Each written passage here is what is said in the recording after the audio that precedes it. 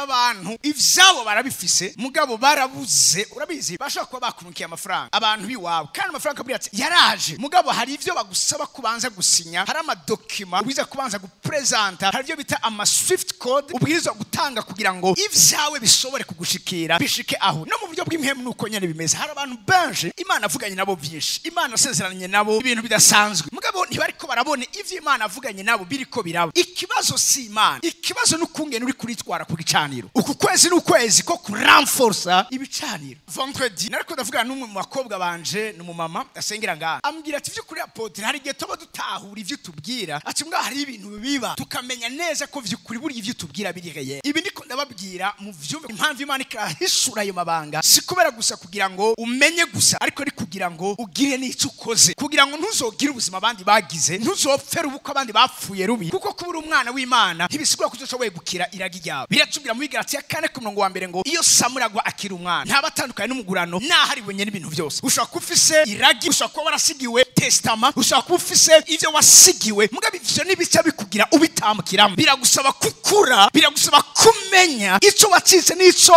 ukanakora neza usabwa gukora kugira ngo wegukire umugabane wawe raba kirokira iyo mama arambwira ukungene uwahora abaroga iwawe ivyo bintu urumva gira sivyo baramubeshere mugabo mu munsi twaheza conference urudandazwa rwo ku marembo y'Ibabuloni twaratanze imaskantu turasenga muri avyibuka Ireland ako kanya nyene ayejeje nasensegeje uvuga ngo uwahora akuroga imusubireko musiko muvyibuka kuko uko niko ibintu amanda bigenze kandi uko niko ndi ntushaka kumhindura jewe ndiri uburakigongwe k'umuntu yigira Imana atari Imana kugira ngo adeside canke cirubanza ubuzima bwawe atakuremye urazi umuntu akura Imana ku ntebe yayo akaza akadesida ku buzima bw'iwawe akabati uyu muntu azogira mariage mbwabo ntazovyara uyu muntu azokwamarika akorokesha inda wowe nabo kubera kutazi ivyo ari vyo agatanga ibyo biza gutanga ku gicaniro ukaba victime yavyo atari kubera ko Imana itagukunda urasenga urisonzesha mugaba hari umuntu yabaye igicaniro kikubuza kwinjira mu vyawe ndiri uburakigongwe kuri abo bantu meje gusenga iryo sengesho baba telefone yamubwira ngo wa muntu bunyenejeje gusara ni coincidence yabaye kubera ko yasaze duhejeje gusenga no mbabwira ikintu kimwe ivyimwe mu bireka yera Pastor Bonte yambwiki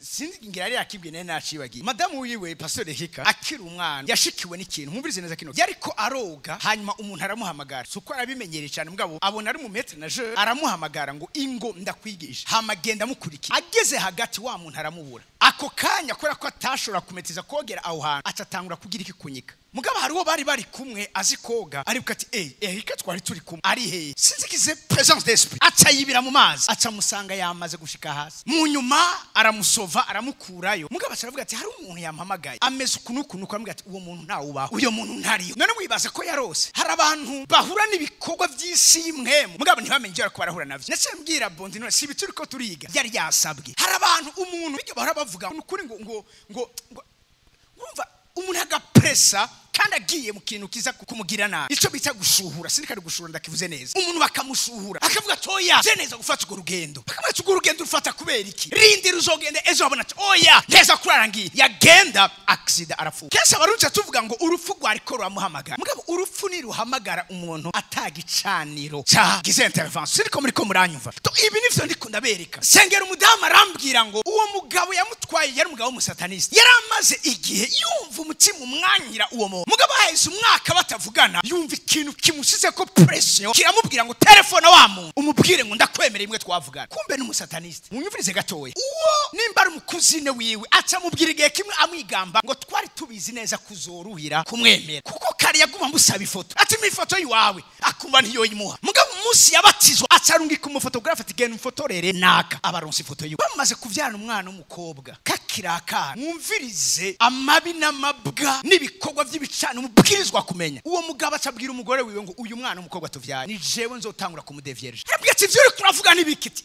ego ati none ubundi abandi bo bikora hari ico bakoze kuri bazo bamuriye amashuri bazo bamugaburiye ati ni jewe ntegerezwa kubi tangura kwimukorera uwo mwana mu minsi iheze bamuzaniye uwo mwana ari posede afise imyaka mikara cyari mutoya nimba ngeranije imyaka hagati ya 12 na 11 umwana aguma mvikintu kimubwira ngo tora imbugita ucumite batoya urambwira ko ivyo bintu ari ibintu bisanzwe mwe mukabona abantu bariko baraduza amagorofa mukabona abantu uravyumva bariko baratagata naribabwiye isimwe nukunyene imeze mpagatoya guharura 14 ku murongo w'icenda nta numwe ashobora guhaguruka no gukomera muri buno buzima atabifashijwe n'ikindi kintu canke n'undi muntu can't rise without being assisted. Ivyo mubimenye iyo muriko murumva abantu bavuga ngo kubwa kino gicaniro cyangwa ndashimira Imana kubw'umurongozi samajambo niba bariko barampayagiza. That's the way to connect to the source. Nibwo buryo bwo gusorera imizi mwisoko rikuzigama hujahoza. Soma Bibiliya uraza gusanga nta numwe w'umwana. Isi imwe namatwe nabivuga, isi imwe ntiza abantu. Isi imwe mizi abavyeyi. Isi imwe mizo kumenya bivanye nukomoka. Nico gituma Sawuli afashwe n'imhemu mbi. Baruteza kurondera umuntu azi guca afise onction yo gucuranga kugira ngo izo mwemu mbi zigende. Ngabiri ivuga ngo kwa Isayi,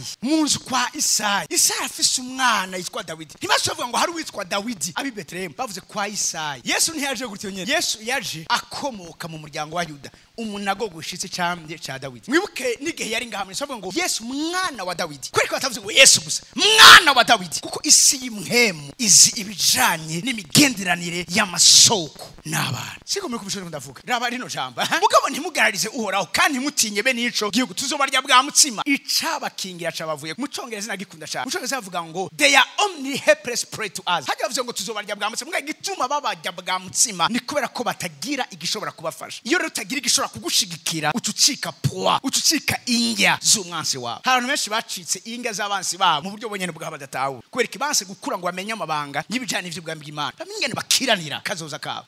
They have no protection. Which kind of protection do you have? Hari umuntu azaka kubwira ngo iki kintu nagikoze kandi kizogina gute. Ukabona assurance akivugana mwarazi ico yakoze. Nta kuntu umugabo yosambanya umwana we akamudevierge. Ico nikimaze atanze. Iryo ni sezerano agize. Umutasha kwabwira ibijanye n'isezerano canke indagano byo kugicana. N'ifaranga ry'imhemu kubijanye n'amarembo canke ibicane. Umuntu mwara tumaze kubona vyinshi. Ukibaza none uyu muntu nta masengesho namwe ntasenze. Uyu muntu aratunganya. Uyu muntu aragorotse mbwa kubera iki ibintu biguma bimeze gutya. No hariho ipfundo ripfunditse ahantu mu isi y'imhemu. Ikiguha kunesha sagakiza gusa bivuga ngo ukwizera mukongere. Ukwizera niko kwaduha agakiza. Mwani majamu uko kwizera hari ibintu biza kukongera. Icabakingira cabavuye. Igituma tubanesha nuko batagira ikibakingira. Nuko batagira ikibazigama. Nuko batagira umutamana bari munsi. Kubera igihe twagera protection yabo yabavuye. Icabakingira cabavuye ko Imana iza mu ruhande rwacu. Cyo tumaje ngo tuzobarya bwa musi. Genda itanguro igice 8 umuntu wa mbere yubatse igicaniro. Uteza gukomeza igicaniro cyawe. Ntiwishimira amashuri ufise. Impaya amaguru sizo zisiga abantu. Ntiwishimire n'amafaranga umwana ashaka kubise kuri konti. Haro benshi bari bafise amafaranga batanazi n'igitigiri cyawe. Ariko uyu munsi bariko baragenda bagurana. Salomo avuga ngo nabomye abaganwa bagendera hasi. Abaja bagendera ku mafarasi y'abaganwa. Nigituma abaganwa bagendera hasi. Abaganwa bagendera hasi. Undi abaganwa nitwebwe nigituma ugendera hasi. Umuja ninde? Umuja n'umwana atari musi isezerano. Umuja n'urya atagira isezerano ry'Imana. Mugabiri ngo bagendera ku mafarasi y'abaganwa. Kubera ko bagendera ku mafarasi y'abaganwa habaye urudandazwa. Habaye kubisikanya. Bafashe kibanza c'abaganwa. Kubera ko abaganwa batigeze bamenye. Iyo Samuragwa akiri umwana. Ntaba iryo ni jambo Paulo yanditse. Mwisezerano shasha. Ntaba atandukanye n'umugurano. Malgré que vyose ari gwiwe. Malgré ko uravyumva ari we mu héritier. Ari wafise iragi. Benshi ngamufise amaragi y'Imana. Mufise amaheritage ku Mana. Muga muriko mugendera hasi. Amafarasi yanyu ariko agendera ko abantu. Uku kwezi ni ukwezi ko guca urubanza. Iga instance mu bijanye na juridiction ya nyuma batasura kunguruza bayita ni kasaso. Hajya batasura kunguruza ni kasaso muramfasha. Gasambura manza. Uku kwezi ni ukwezi tugiye kuba muri gasambura manza. Uku kwezi urubanza rwawe rurasomwa. Kuko umviriza abahura bakuraza ku mugono. Nitwebwe tugiye kubaraza ku mugono. Nabwiye batanguye gusara. Kandi naho nyene Imana itagira ubuntu. Ivyabo birarangira. Reka ndabwinge tuje muri gasambura manza. Maze Nowa yubakira uhoraho igicaniro. Ijambo igicaniro rya Parisa igambere muri Bibiliya ngaha mu chapitre 8 ngitabo citango. Nta na hamwe mbona hari umuntu igeze yigisha no bijanye kubaka igicaniro. Mugabo Nowa asose mu bwato umwuzure waheze. Ikintu cambere Nowa yakoze yubakiye uhoraho igicaniro. Kumba somborokeje Imana. Hari ibintu ukora ukabuteye Imana iri jambo ndaza kurisigura neza mu terita urukutariko nga mucomeza y'urutarukira neza. Hari ibintu ukora ukabuteye Imana kwisubiramo, ukabuteye Imana kwihana. Vuze kwihana siko yakiba yakoze icaba mani majambo gufata izindi ngingo zitandukanye nizo yari yafashe. Nowa ahejeje kubaka igicaniro yabira mu bitungano vyose no mu bikoko bitazira no mu biguruka vyose bitazira, abitangira kuri ico gicaniro kwibimazi vyo koswa. Murongo wa 21 uhoraho amotegwa n'umubabwe mwiza wavyo, maze uhoraho yiyumvira mu mutima wiwe. Universe ivuga ngo and the Lord repented. Uhoraho yiyumvira mu mutima wiwe. Ntoba ntiyasenze mugabo icyakoze giteye Imana kwiyumvira mu mutima wayo. Uku kwezi Imana yagiye gusura kandi kwiyumvira mu mutima wayo ibijanye n'ubuzima bwiwa. Urasi iyo uhoraho ageze ahantu atangura kwiyumvira mu mutima, mu yandi majambo nuko ibihe vyo kwibukwa vyawe biba vyashitse. Iyo uhoraho yiyumviriye mu mutima umenye neza yuko hari ibikorwa bikomeye biba bigiye gusiga iminzerere mu matwi iyo abantu bose bazovyumva biba bigiye kuba. Uhoraho yiyumvira mu mutima, reka uhoraho yiyumvira mu mutima ibijanye n'ivyo rusiza kuba vyiza hejuru ubuzima bwawe. Uku kwezi Imana yagiye kwiyumvira mu mutima wayo n'igiki kibereye, n'ikihe ndokora, n'igiki gikwiriye, n'igiki kigiye gutuma abazobona ivyo nakoze bibatera kumndondera no kuntinya. Arababwiye twaje muri nosi kuko dukenewe, ntitwaje muri nosi kugira ngo dupfe kuyizako, twaje kubw'impamvu. Yesu abwira Pilato ko kubw'iyo mpamvu naravuze. Hari impamvu yatumye uvuka, hari impamvu yatumye uza, hari impamvu yatumye Imana kwiyumvirako ikakurema. Yari kurema abandi bantu ngabo ntibabayeho, yaremye wewe, yiyumviriye wewe, yabonye wewe, yabonye ko igikwiriye gukorwa izogikora biciye muri we. Nico gituma ku bantu barondera kukunaniza ntibazi ko bari kubananiza amahanga. Rebeka agiye gusenga Imana amubwira ngo munda yawe harimwo amahanga abiri. Shaka mbwire abantu muri ngaha, Rebeka representa ishengero. Dufise amahanga muri twebwe, dutwaye amahanga muri twe. Uhoraho yiyumvira mu mutima we ati sinzokongera kuvuma isi ukundi. Noba ntavyo yasenge mugabo igicaniro yubatse gituma Imana yiyumvira mu mutima kidakwiriye kongera kandi gusubira kuvuma. Hari ibintu bigiye guhagarara mu miryango yacu kubera ibikorwa tugiye gukora byo kuranforce ibicaniro byacu. Imana ivuga ngo mu muryango wa naka oya sinzosubira kwemera ko bino bintu biba mu buzima bw'uyu muntu. Icitwa indwara, urazi hari abantu bisanzwe bizwi nta uramba, haraho batarenga, bisanzwe bizwi yuko aho hantu imisi yose ibintu seza kuba ibintu bizitanye. Urahagiye kubiyumvira ubugira kandi yuko ibintu bitabwiza kubandanya bimeze nuvame nimeze neza. Ejo Pastor Bon twako turaganira cyane, ndamukunda cyane. Asarambira ngo je tutarahura ngo namaze igihe nzi yuko nta muntu numwe azonkunda, n'umugore we yaramukunda mbwa ntavyemereka mukunda. Ati kubyo n'ibintu byiza bibaye je singe nabati ibi ntibishobora kuramba. Ati hinge mu mwanya nzoba ndiko ndarira kuruta uko natwenze. Ati reka kubwivyo singe kurinda nanezego. Ati amaverse yose avuga ibijanye n'imibabaro yose nari nashize ku ruhande. Atari iraho yoyo ya Simeyoni ngusezeye umusavyi wa mahoro. Tabwa ntivyakwe nubwo ubuzima wari ubayemo. Cyambwa ntubu naho bimeze gutatereka reka ibintu byarahinduka. Ibintu nawe biragiye guhinduka kuko Imana dusenga, Imana twubakira ibicaniro ni Imana ifise ubushobozi bwo guhindura amateka y'ubuzima. Mbwira umuntu rero ati siko bizohora kandi siko bizokwama. Uku kwezi turacimanza yuko atariko bizokwa. Apana gusa kurizwe wewe nta kibazo ndagufitiye, wewe nta kibazo mfise ku bwawe, uri kurumva no mabanga uracugiye gukora. Ndiko ndavugana nabo mu muryango wawe, ndiko ndavugana n'abakumenye, ndiko ndavugana n'abamukorana, ndiko ndavugana nabo mu runganwe kwawe. Imigisha Imana iduha, ivyiza Imana idukora nibiza kugarukira kuri twebwe, tubiza kubizabukana no kubatayizi bamenye ko dusenga Imana iko nuvame nimeze neza muri kino kibanza. Bazokwizera gute batigeze bumva? Reka mbwa kacorongera mvuge ngo bazokwizera gute hatari ibintu babonye bigaragara. Mariko 16:20 numva no ngomba gusarisha abantu bantu. Mariko 16:20 iri ni ijambo ry'ubuhanuzi ku buzima bwanyu mu bizanye n'ivy'Imana igiye gutangura gukora muri kuno kwezi. Abo bavayo bigisha hose umwami Yesu akorana nabo, umwami Yesu akorana. Turinjiye muri saison nshasha.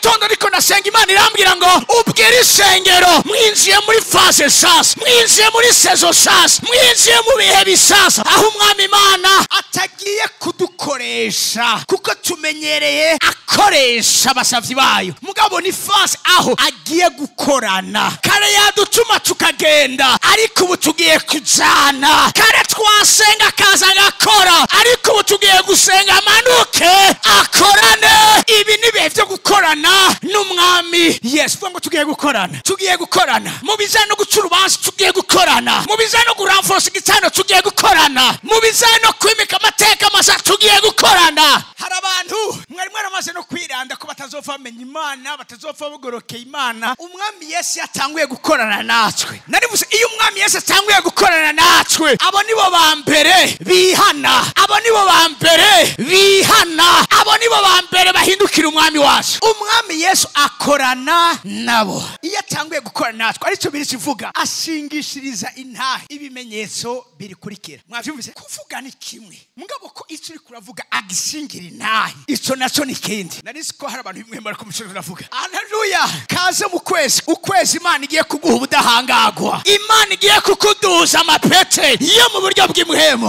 aho ijambo rigiye gusohoka mu kanwa kawe Imana tazoryemera ko rigwa hasi Imana tazoryemera ko rigenda ridakoze ico ryavuze kaze mu kwezi aho Imana igiye gushingishiriza intahe igiye gukonfimisha intahe haleluya irukanga itangurira igice 45 Bibiri mbwira histoire ya Yosefu se werera amaze kumugandukako bari bambwiye ko igikoko cyamuriye mugumane nanje kuko uyu munsi fise ba Yosefu fise ba Rebeka uyu munsi fise ba Yefuta muri kino kibanza Yefuta ninde Yefuta nuwanka kuba icyo abantu bavuze ko ari abantu bakubwire ko atacuzovamwo uvyanke ukivemo ku murango bose babibona bose babiraba uvirize uburyo bwiza bwo kwihora abansi bacu nugutera imbere nugukayangana bakiriho apana bafuye abari bazi kutazokomera ukomere bakiriho abari bazi kutazotera imbere utera imbere bakiriho abari bazi kutazokira ukire bakiriho abari bazi kutazonyiganyiza isi uyinyiganyize bakiriho bazogenda babibonye mbwira umuntu herundi bati bazogenda babibonye mariage zanyu bazogenda bazibonye agakiza k'imiryango yacu bazogenda bakabonye igihugu cyacu kugirirwa neza bazogenda babibonye mbwira umuntu herundi ati nta programa yo kwihuta gufa mfise n'abari bayifise uyu munsi mu aeroporte ubu ntibisoboka ubu vyanse size gusa niko ndavya Imana ikivyankira muri jewe kubw'ubuzima bwawe uja hehe wihutira iki gumaho baho tera imbere nyiganyiza isi senga isozese kororoka kunda Imana atuma kose mugabo yarabizi yuko imyaka iheze se Yakobo ashaka kutemera yuko Yosefu akiri muzima Yosefu aravuga ngo amajambo yanje ashobora kutayemera mugabo ni mumushiriza indogoba zibwami mumushiri ibikombe mumushiriza inzahabu nibi ivyiza vyo mu gihugu ca Egiputa birivuga ngo baje kumubwira ati Yosefu umwana wawe aracari Yakobo yanka kuvyumva aravuga sindaheza kugandara mu mutima sindaganduka kuri we reka kuncurira mugara atumviriza niwe sega w'igihugu ca Egiputa ivyo Yakobo ntiyashobora kuvyumva mugabo agize gutya abona indogoba abona vya bikombe aravuga uko biri kose amajambo yobesha mugabo ibikorwa ntibibesha shaka kubwira abantu muri kiro kibanza amajambo kumuri bashaka kutayumva ubabwiye ko wizera Imana igiye guhindura ibihe bashaka kutavyumva ubabwiye ko Imana ico yavuganye bashaka kutavyumva mugabo hari cyo abantu bamugiye cyose bumva kandi bacira bugufi nivyo babona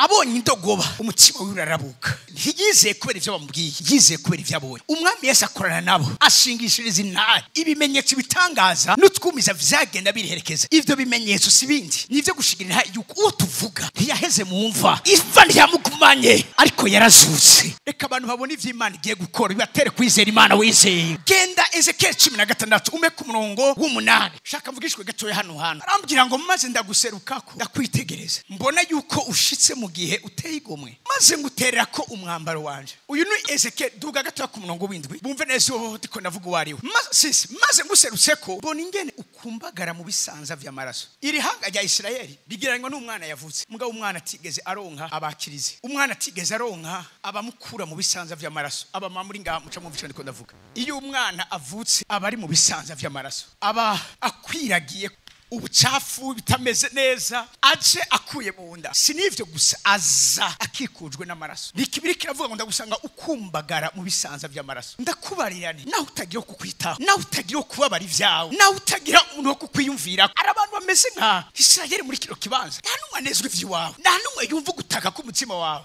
nta numwe yumva amaborogo y'iwawe nagusanze ukumbagara mu bisanza vy'amaraso mu muryango wawe baragutereranye abo gufasha ukuboko kugira ngo baguteze intambwe zo kuja imbere nta numwe abineze uwo kubaye hafi just kukubwira gusa ngo ndagutahura nta wigeze ubona ndagusaba ukumbagara mu bisanza vy'amaraso ariko ndakubarirane naho uri mu maraso yawe naho uri muri ayo makondisiyo naho uri muri ivyo bihe naho uzerenze ko ibikomere ata numwe yigeze aza ngo aguhanagure agufate neza kwiteho abakubona bose babona uteye ishishi nawe ukeneye kumva ikibazo ufise nawe ukeneye kumva yo guha umwanya wiwe uririre ku bitugu vyiwe ivyo n'abantu mugango uko umwami Imana ukarikara kubwira ngo naho uri mu maraso yawe ndaguteretse ba malgré ko bigoye ariko ivyo urimo ntibifise ubushobozi bwo kukwica ariko zefise ubushobozi bwo kugutumubaho uzobaho narivuze uzobaho naho bose bashaka uruvugo wawe naho bose siza ataho kunezwe urafise mu ijuru umuremyi yuzuye impuhwe n'ikigongwe,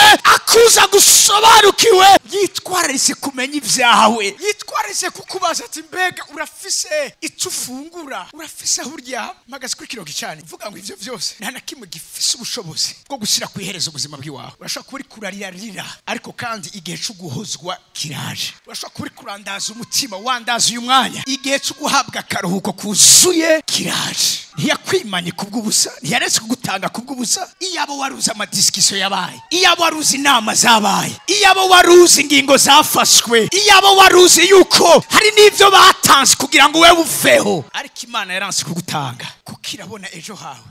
Ndumva kubaho kwa muhemura muri kino kibanza. Rira uheze, poroga uheze, vuza ko kamo kinduru ugaheze, twinjire mu bihe bishasha. Uku kwezi ijuru riri gusiga mu vyo waroremwo, uku kwezi biri biguma uko vyari biri. Icyo ndiko ndavuga ndazi gituma ndiko ndakivuga, sindiko ndapfa kuvuga gusa. Uzobaho, tuzobaho, kandi tuzobaho gusa, tuzobeshaho. Sukubaho gusa, tuzobeshaho.